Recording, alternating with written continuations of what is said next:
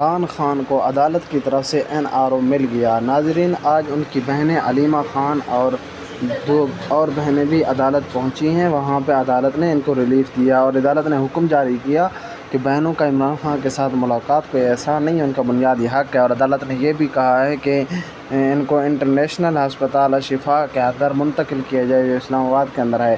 تو ناظرین، یہ بتایا جا رہا ہے، سیاسی حلقوں کی جانب بھی تبصرے کیے جا رہے ہیں، سوشل میڈیا کے اوپر بھی مداح جو ہے نا ان کے ابھی خوب نعرے لگا رہے ہیں کہ عمران خان کو خوب ریلیف اور ان کو NRO مل گیا ہے۔